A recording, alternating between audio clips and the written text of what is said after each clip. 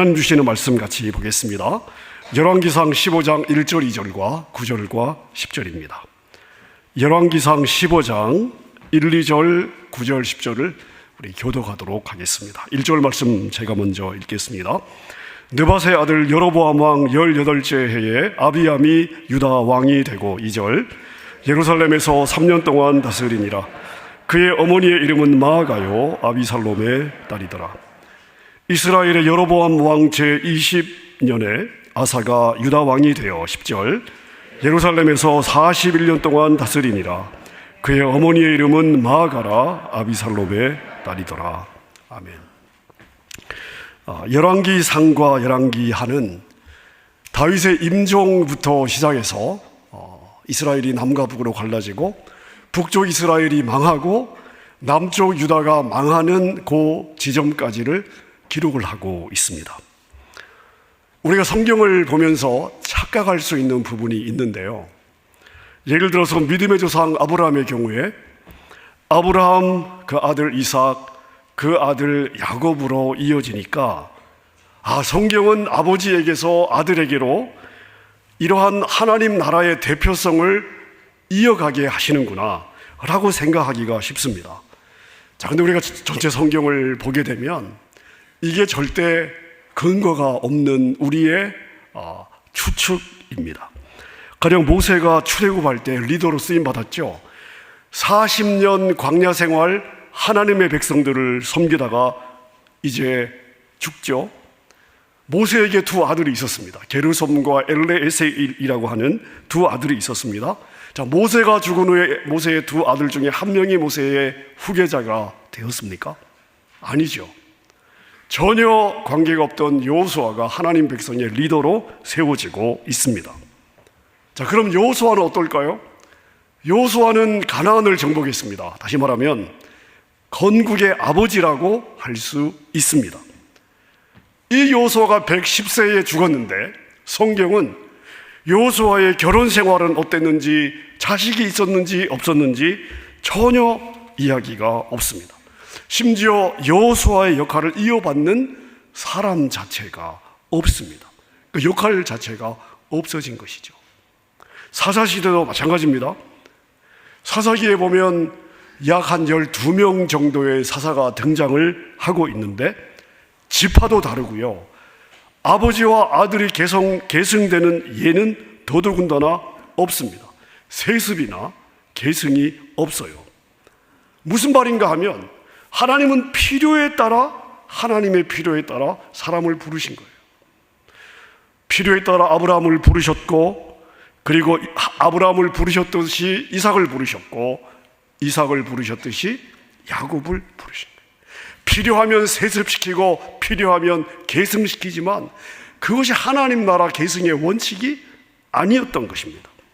여호수아가 모세를 계승합니다마는 여호수아 이후에는 계승 자체 개념이 없어졌습니다. 그러니까 어떤 지도자 뒤에 누군가가 자동으로 계승되는 것도 아닌 것이죠. 요셉이 죽은 후에 모세가 세워질 때까지 이스라엘의 지도자가 있었다는 기록이 전혀 없습니다. 그래서 우리가 역사서를 바라보면서 가장 중요한 것은 무엇이냐 하면 역사의 주체는 하나님 한 분이다. 역사의 주체는요, 주관자는 하나님이십니다. 주관자는. 우리가 이것을 다 알아요. 역사의 주인은 하나님이시고 하나님이 역사를 이끌어 가신다는 것을 다 아는데 문제는 뭐냐면요, 이것이 주는, 나의 삶에 주는 의미가 무엇인지는 우리가 생각하지 않을 때가 많이 있습니다. 여러분, 역사의 주인이 하나님이시고 하나님이 역사의 주관자시면 우리는 뭐예요? 나는 뭡니까? 우리가 여기는 생각을 안 하는 거예요. 하나님이 주인이라는 건 다 인정을 하면서, 그래서 나는 무엇이냐에 대해서 우리 생각하지 않습니다. 하나님 역사의 주인공이에요. 그럼 우리는 뭐예요? 역사의 감독 되시는 하나님께서 역사의 무대를 진행하실 때 필요해서 나를 필요로 해서 역사의 무대에 올리시면 나는 내 역할을 하고, 그리고 하나님이 자 끝났다 그러면 사라지는 게 우리의 역할이에요. 이 역사에서 내가 아무리 큰 업적을 쌓아서도 그게 내게 아닙니다. 우리는 그냥 부름받고 그것이 감사한 것이고 쓰임받으면 감사한 것이고 역할이 끝나면 그냥 조용히 역사의 무대에 사라지는 거예요. 그게 우리의 역할입니다. 그게 하나님 역사의 주인이라고 고백하는 성도의 역사를 대하는, 자기의 인생을 대하는 바른 믿음의 자세예요. 그러니까 세우든 세우지 않든 패하든 패하지 않고 그냥 두시든 역사는 하나님의 뜻과 섭리와 계획에 따라 진행이 되는 것입니다. 이것이 우리가 역사 속에서, 역사의 흐름 가운데 살아가면서 우리가 가져야 될 가장 중요한 성경적 역사관의 기본 인식이라 할 수 있습니다. 열왕기상하를 보면 총 39명의 왕이 등장하는데요. 르호보암 때 나라가 분열된 이후에 남쪽 유다에 20명의 왕이 세워지고 북쪽 이스라엘에 19명의 왕이 있었습니다. 그리고 열왕기 상에는 이 남쪽 유다의 20명의 왕 중에 4명이 등장하는데, 르호보암, 오늘 15장에 등장하는 아비암 아사, 그리고 열왕기상 저 뒤편에 기록되어 있는 여호사밧, 이 4명의 왕이 열왕기상에 남쪽 유다 왕으로서 기록이 되어 있습니다. 자, 열왕기상 14장 21절에 보니까 르호보암에 대해서 이렇게 이야기를 하고 있습니다. 제가 한번 읽어보겠습니다. 솔로몬의 아들 르호보암이 유다 왕이 되었으니 르호보암이 왕위에 오를 때의 나이가 41세라. 여호와께서 자기 이름을 두시려고 이스라엘 모든 지파 가운데서 택하신 성읍 예루살렘에서 17년 동안 다스리니라. 그의 어머니의 이름은 나아마요 암몬 사람이더라. 르호보암이 역사에 등장했습니다. 유다의 왕으로 올라온 거예요. 자, 그리고 나서 22절은 이렇게 이야기를 하고 있습니다. 르호보암의 행적에 대해서 유다가 여호와 보시기에 악을 행하되 그의 조상들이 행한 모든 일보다 뛰어나게 하여 그 범한 죄로 여호와를 노엽게 하였으니. 자, 여러분 22절을 한번 보세요. 무엇으로 시작을 하고 있습니까? 유다가 여호와 보시기에 악을 행했답니다. 21절에는 어떤 내용이 나왔습니까? 르호보암이 유다의 왕이 되었대요.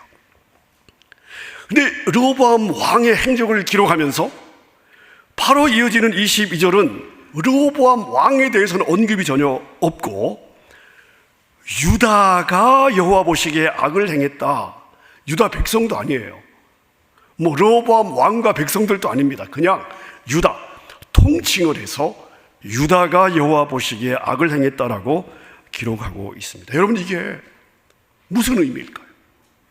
르호보암 왕이나 유다 백성들이나 위로부터 아래까지 왕과 백성의 구별이 없이 누구 하나 다르게 행동하는 사람이 없이 온 유다가 다 똑같이 하나님 앞에서 범죄했다는 거예요. 그 정도로 아주 심각했다는 것입니다.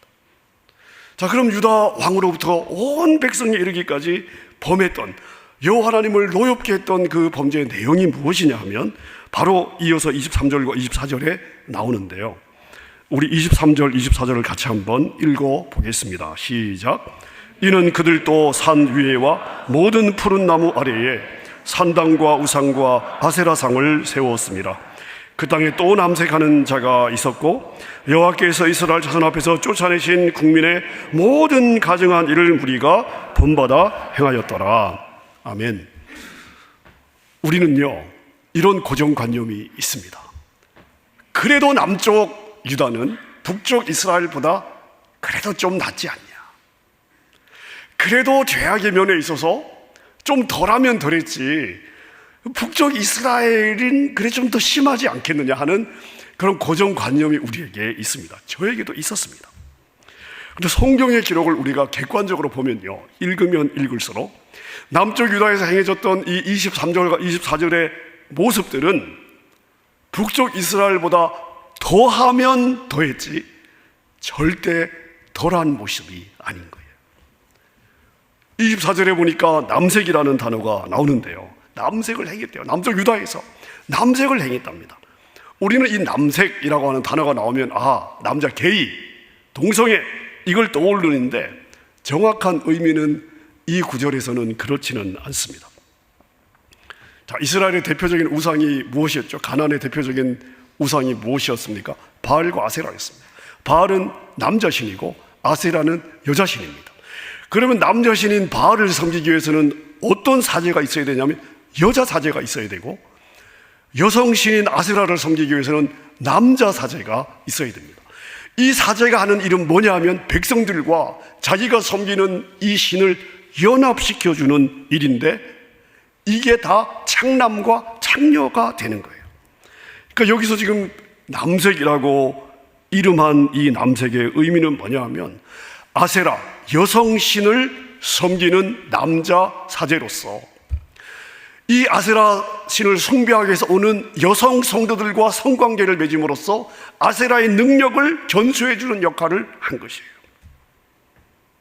신전에 찾아오는 사람들을 상대로 몸을 팔았어요. 이게 그 신의 능력을 받는 일이었습니다.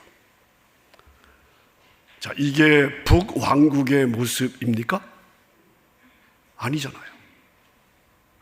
다윗과 솔로몬으로부터 한참 떨어진 이제 먼 후대의 이야기입니까? 아니잖아요. 르호보암 왕이 된 지 5년에 이런 일이 있었답니다. 북쪽 이스라엘의 모습이 아니고 남쪽 유다의 모습을 지금 이야기하고 있는 것입니다. 자, 우리가 이런 상황을 알고 나면 북쪽 여로보암이 금송아지를 만들었다고 열받을 이유가 하나도 없어요. 비난을 할 수가 없습니다. 굳이 우리가 비교하자면 북쪽이나 남쪽이나 도끼인 객긴 똑같았다, 이렇게 우리가 봐야 됩니다. 자, 그럼 르호보암 왕과 남왕국은 어떻게 되었을까요? 우리가 사사기를 보면 이런 패턴이 있습니다. 하나님의 백성들이 사사의 지도를 받고 하나님을 잘 섬길 때는 평안하다가 사사가 죽고 이스라엘 백성들이 하나님을 떠나고 범죄하면 하나님이 주변 민족을 통해서 이제 어렵게 해요. 괴롭힙니다. 힘들게 하죠. 너무 힘들면 이스라엘 백성들이 아우성을 치죠. 하나님 살려주세요. 그럼 하나님께서 사사를 보내주셔서 구원해 주시고, 그리고 이 사사가 다스리는 동안에 평안한 삶을 삽니다. 그러다가 죽으면 하나님을 떠나고 얻어터지고 회개하고 부르짖으면 하나님이 구해주시고, 자, 이게 사사기의 패턴입니다. 다시 말씀을 드리면 이런 사사기의 흐름을 가지고 우리가 르호보암과 남쪽 유다의 모습을 우리가 본다면, 이렇게 패역하고 그리고 우상을 섬긴다면 그 다음은 어떻게 될까요? 하나님한테 두드려 맞겠구나, 이렇게 우리가 당연히 짐작을 하게 되는 거죠. 자, 그런데 하나님의 심판의 모습은 그렇게만 임하는 것이 아니에요. 어떤 형벌의 모습으로, 가시의 모습으로, 외적의 침입으로, 이런 어떤 보이는 모습으로만 임하는 것이 아닙니다. 하나님의 심판은 또 다르게 임하는데요. 그것은 뭐냐? 하나님이 그 인생을 붙잡고 있던 손을 놔버리는 거예요. 죄인이 죄인의 길로 빠지는 것을 붙잡고 은혜와 긍휼을 베풀고 있었던 하나님의 손을 하나님이 놔버리는 거예요. 이게 하나님의 심판의 또 다른 모습이에요.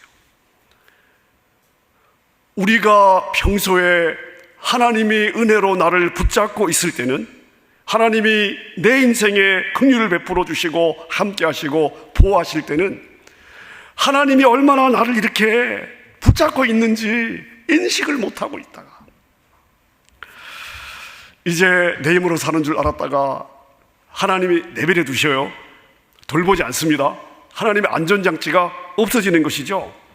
자, 그럼 그 인생은 어떻게 될까요? 하나님이 굳이 어떤 그 심판의 모양으로 오지 않아도 죄인은 자기의 죄악을 따라 멸망의 길을 선택하며 멸망으로 가게 되는 거예요. 이게 죄인의 모습입니다. 성경이 우리에게 보여주는 또 다른 심판의 한 형태라 할 수 있습니다. 남쪽 유다는 그렇게 가는 거죠. 자, 25절을 한번 보겠습니다. 25절. 르호보암 왕 제5년에 애굽의 왕 시삭이 올라와서 예루살렘을 쳤습니다. 자, 누가 유다를 쳤어요? 애굽의 왕이 유다에 쳐들어왔습니다. 유다를 쳤습니다. 오늘 우리는 이 구절을 보면서 화들짝 놀라야 되는 거예요. 아니, 어떻게 이런 일이 있을 수 있는가? 왜 우리가 놀라야 될까요? 남쪽 유다를 쳐들어온 국가가 다른 국가가 아닙니다. 바로 애굽이라는 사실 때문에 우리가 놀라야 되는 거예요. 왜요? 애굽은 솔로몬 왕 때부터 굉장히 공을 많이 들였습니다.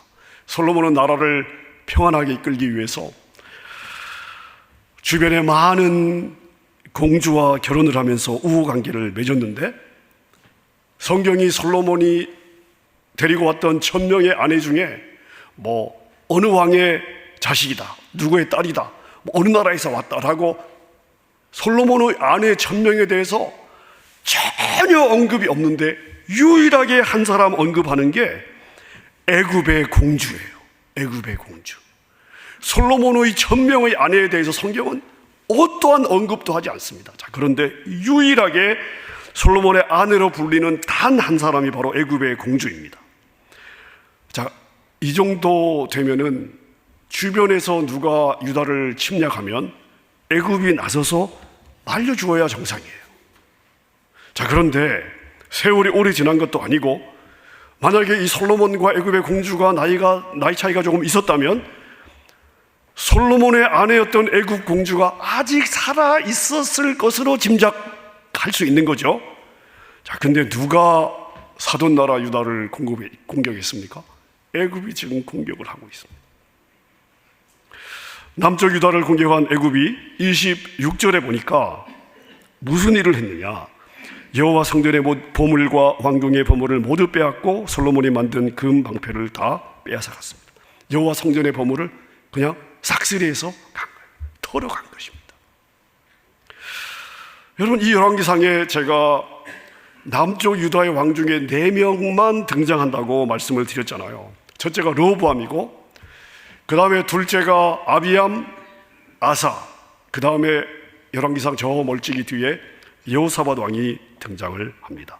자, 근데 이 아비암과 아사 왕 2명의 왕이 오늘 열왕기상 우리가 읽은 1절과 2절, 9절과 10절에 언급이 되어 있습니다.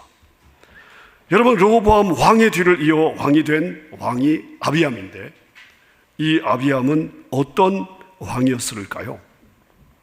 자, 3절이 이렇게 이야기를 하고 있습니다. 15장 3절입니다. 아비암이 그의 아버지가 이미 행한 모든 죄를 행하고 그의 마음이 그의 조상 다윗의 마음과 같지 아니하여 그의 하나님 여호와 앞에 온전하지 못하였습니다. 자, 그렇다면 이런 경우에 하나님은 어떻게 하죠? 내버려 두셔요? 내버려 두실 수도 있죠. 다른 형태의 심판을 행하실 수도 있습니다. 자, 보통 하나님은 어떻게 하셔요? 심판하셔요? 징계하셔요? 때로 문둥병이 걸리기도 하시고, 때로 죽게도 하시고, 아주 곤란한 상황으로 빠뜨리기도 하시고. 자, 왕이 이러면 하나님이 그렇게 대우하시고 처리하시는 게 일반적인 형태인데요. 근데 하나님께서 이 아비암에게 행하신 조치가 뭐냐 하면 4절 5절입니다. 4절 5절 우리 같이 한번 읽어보겠습니다. 시작. 그의 하나님 여호와께서 다윗을 위하여 예루살렘에서 그에게 등불을 주시되 그의 아들을 세워 뒤를 잇게 하사 예루살렘을 견고하게 하셨으니 이는 다윗이 햇사람 우리아의 일 외에는 평생에 여호와 보시기에 정직하게 행하고 자기에게 명령하신 모든 일을 어기지 아니하였습니다. 아멘. 아니, 징계를 받아도 싼데 어떻게 하셨대요? 견고하게 하셨답니다. 아비암이 이뻐서요? 아니면 하나님의 기준이 너무 이렇게 약해지신 건가요? 그렇지 않습니다. 하나님께서 다윗의 얼굴을 보시고, 할아버지 다윗의 얼굴을 보시고, 그 손주가 좀 부족해도 하나님의 은혜를 베푸셨다, 이런 얘기예요. 하나님은 은혜와 긍휼을 베푸시는 선하신 하나님이신 줄로 믿습니다. 저는 제가 오늘 이 구절을 묵상하면서 여러분의 믿음의 생활이, 하나님을 섬긴 여러분의 충성과 성실함이 여러분의 자녀들에게 시온의 대로가 되었으면 좋겠습니다. 여러분의 자녀가 좀 부족해도 하나님이 여러분의 믿음을 보시고, 내가 너의 아비를 보고 너의 어미를 보고 내가 너에게 긍휼을 베풀어 주겠다. 이런 은혜가 여러분의 가정에 꼭 있으시기를 바랍니다. 자, 남왕국의 세 번째 왕이 누구예요? 아사입니다. 르호보암, 아비암, 아사. 이 아사가 9절 10절에 소개가 되어 있고 우리가 읽었는데요. 자, 그 뒤로 이어지는 아사왕의 행적을 보면 성경은 이 아사왕의 행적을 두 가지 면에서 조명하고 있습니다. 크게 두 부분으로 조명을 하고 있습니다. 한편으로 나름 굉장히 신실한 모습이고요, 또 다른 한편으로는 전혀 신실하지 않은 모습입니다. 자, 여러분, 우리가 신앙생활을 하면서 참 그 장로님 참 신실하신 분이야, 그 권사님 참 신실하신 분이야, 그분 참 신실하셔 라고 우리가 교회생활 가운데, 신앙생활 가운데 누군가에게 신실하다는 어떤 그 평가를 내릴 때 그 신실함은 그 사람이 비즈니스를 잘한다, 사업을 잘한다, 그래서 우리가 신실하다고 말하지 않습니다. 그분이 하나님을 어떻게 대하는가, 하나님께 충성하고 하나님께 성실하냐, 그럼 우리는 참 그분 신실하다라고 우리가 이야기를 하죠. 그분이 아무리 세상에서 잘 나가도 하나님께 충성하고 성실하지 않은데 우리가 그 인생을 보면서 신실하다라는 표현은 교회에서는 쓰지 않습니다. 이 신실하다고 하는 것은 하나님을 대한 태도로 우리가 말하는 것이죠. 자, 그런데 이 아사는요, 성경이 한편으로 신실하고 한편으로 전혀 신실하지 않은 모습을 동시에 우리에게 보여주고 있습니다.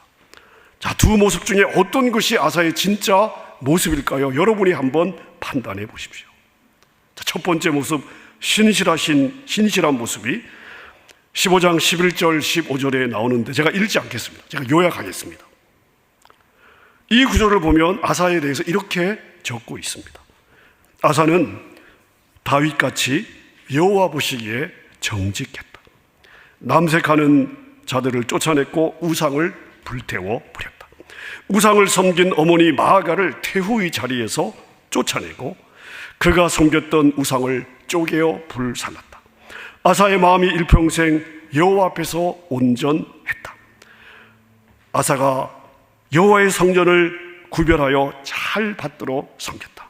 자, 이게 성경이 아사에 대해서 그 신실함을 적고 있는 그러한 내용입니다. 여러분들이 들어도 참 괜찮은 왕이네, 참 신실한 왕이네 라고 아마 생각이 드실 것 같습니다. 자, 그런데 이 16절 이하의 두 번째 모습이 기록이 되어 있습니다. 자, 제가 요약을 한번 해보겠습니다. 16절에 보니까 이스라엘 왕, 북쪽 이스라엘에 그때 왕의 이름이 바하사였습니다. 바하사 왕이 남쪽 유다 아사 왕을 침공해 왔습니다. 자, 그런데 아사가 볼 때 자기가 북쪽 바하사 왕을 막아낼 능력이 없습니다. 막아낼 자신이 없어요. 자, 그래서 아사가 행한 일이 뭐냐 하면 18절 19절에 보니까 여호와 성전의 곳간과 왕의 곳간의 금은을 다 가져다가 누구를 찾아갔느냐? 이방 왕 아람을 찾아갔습니다. 아람 왕을 찾아가서 아람에게 주면서 와서 나 좀 도와달라고 했다는 것입니다. 자, 앞에서는 아사에 대해서 아사의 마음이 일평생 여호와 앞에서 온전했다라고 성경이 평가를 하고 있는데, 바로 뒤에서는 어려운 일을 만나니까 누구를 의지합니까? 여호와를 의지합니까? 이방 왕을 의지합니까? 이방 왕을 의지하고 있습니다. 제가 여러분에게 늘 강조하는 게 있습니다. 우리 성도님들 개인의 신앙 성숙에 관해서 제가 늘 5가지를 강조하고 있습니다. 이건 제가 새가족반부터 시작해서 모든 훈련 과정, 사역반, 순장반, 제가 제 설교도 이 5가지 사이클로 늘 돌아가요. 왜? 이 5가지가 우리의 이 땅에서의 신앙생활의 저는 핵심이라고 믿기 때문에. 자, 개인의 신앙 성숙 첫 번째가 무엇입니까? 첫 번째가 뭐죠? 어떤 환경과 어떤 상황 속에서도 하나님을 바라보는 것이 무엇이 되어야 된다?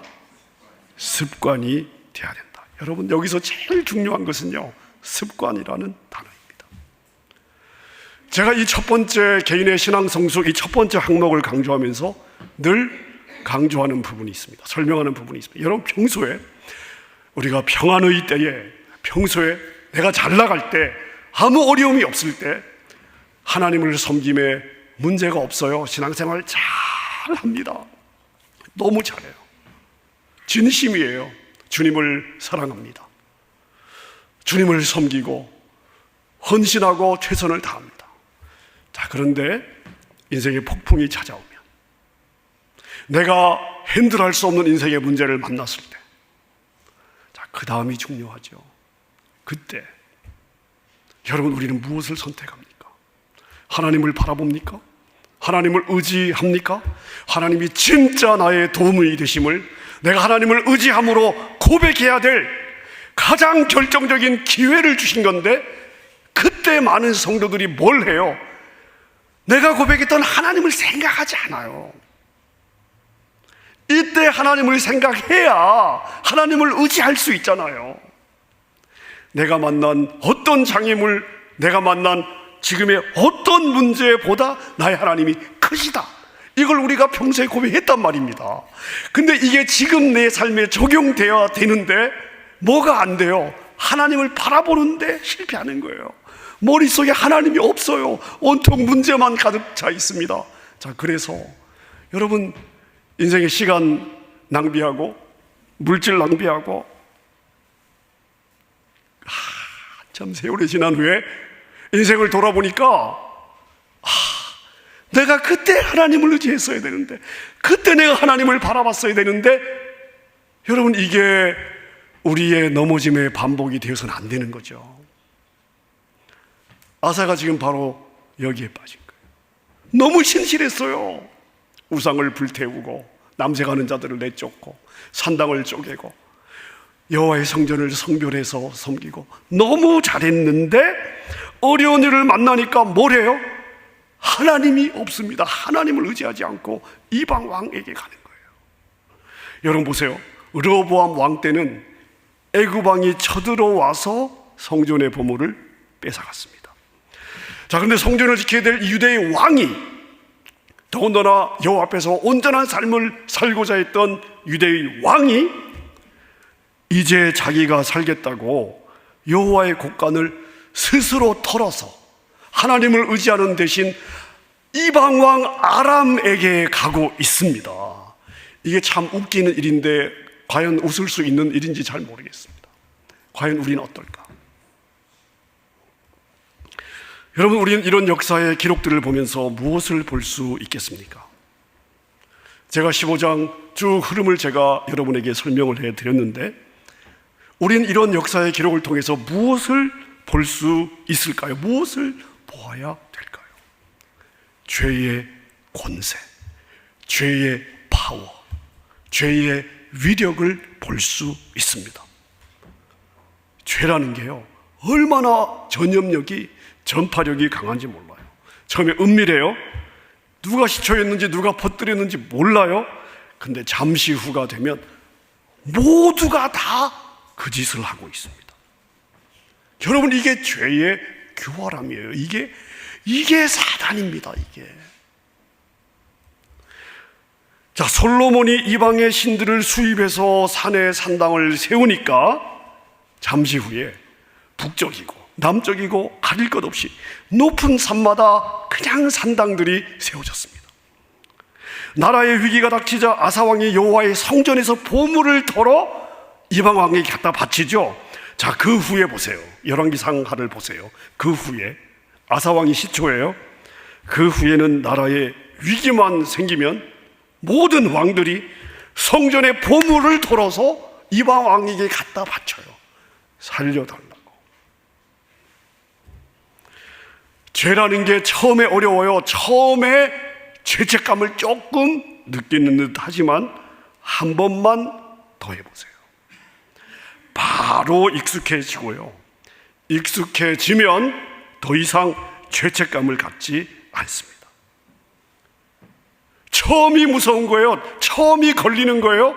두 번만 하면요, 이미 자기 안에 자기 정당화, 자기 변명이 자리를 잡습니다. 여러분, 이게 죄. 그리고 죄인은 한 번 익숙해진 행동은 자연스럽게 받아들입니다. 이게 죄의 권세예요. 죄의 위력입니다. 우리가 죄를 무서워하고 멀리해야 되며 초장에 끊어야 될 이유가 여기에 있는 거예요. 인간은 죄로 오염된 우리의 기준과 생각으로 사람을 평가하죠. 하지만 하나님은 하나님의 기준과 하나님의 가치로 인간을 평가합니다. 자, 그래서 인간의 삶에 대해서 하나님이 주목하는 부분과 인간이 주목하는 부분이 달라요. 우리가 이걸 봐야 돼요. 죄인들은 주로 어디에 집중하느냐 하면 업적에 집중합니다. 업적이라는 것은요, 사실 다 다른 사람과 비교해서 오는 거예요. 하지만 이 업적이라는 거, 사실은 인간을 상호 경쟁자로 대하면서 누가 잘났느냐를 따지는 것에 불과한 거예요. 그리고 그 결과는 무엇일까요? 한쪽은 자랑과 교만이 넘쳐나고 상대방은 멸시와 모욕과 기죽음을 당합니다. 여러분, 이 안에서는 결코 인간이 서로 자유와 평화와 화목과 연합을 누리기가 어렵습니다. 하지만 성경을 보세요. 성경은 그렇게 사람을 보지 않아요. 성경은 인간을 업적과 성과로 판단하지 않습니다. 성경의 관심은요, 하나님의 백성들의 행복인데, 성경이 말하는 하나님의 백성들의 행복은 어디에 있습니까? 죄를 이기고 하나님을 아는 것, 죄를 극복하고 정복하고 하나님을 아는 것에 하나님의 백성들의 행복이 있다고 말하고 있습니다. 인간의 가장 큰 행복이 무엇이냐? 참된 행복이 무엇이냐? 죄를 이기고 죄의 유혹을 이기고 죄의 유혹을 잘라내고 하나님을 아는 것이에요. 그래서 성경이 보여주는 인간의 삶은 성과로서의 삶이나 업적으로서의 삶이 아니라 열매로서의 삶입니다. 죄인은 이기적이에요. 하지만 죄를 이긴 신앙은 자신을 깨고 섬김의 삶으로 나아갑니다. 여러분, 그래서 성경이 평가하는 것은 우리 믿음의 열매, 신앙의 열매가 아닙니까? 온유의 모습, 인내의 모습, 절제의 모습, 양선의 모습, 화평의 모습, 희생의 모습, 충성의 모습, 섬김의 모습, 자기 희생의 모습. 성경은 이걸 평가하는 거예요. 저와 여러분은 하나님의 성도인 줄로 믿습니다. 죄로 오염된 세상의 기준과 가치가 아니라 하나님의 기준과 가치를 받은 자들이에요. 아멘입니까? 죄의 원리와 방법이 아니라 하나님의 원리와 방법을 가진 자들입니다. 그게 우리예요. 세상과 구별된 복된 우리입니다. 우리는 죄의 권세와 능력, 세상의 기준과 가치에서 자유함을 얻는 복을 받았고, 하나님의 권세와 능력, 하나님의 기준과 하나님의 가치의 소중함을 아는 자로 세워졌습니다. 여러분, 그래서 무엇이 죄냐, 이 죄에 대한 바른 인식으로 이웃과 경쟁하는 삶이 아니라 죄를 정복하는 삶, 하나님과 연합하는 삶, 겸손과 감사로 섬기는 삶, 여러분, 이것이 바로 저와 여러분들의 삶이 되어야 될 줄로 믿습니다. 이것이 우리 모두의 삶이 될 수 있기를 우리 주님의 이름으로 축원합니다. 우리 함께 찬양하겠습니다. 하나님이 나의 목자, 나의 선한 목자, 주님은 나를 생수의 강으로 이끄시는 분이십니다. 여호와 나의 목자, 우리 함께 믿음의 고백으로 찬양하도록 하겠습니다.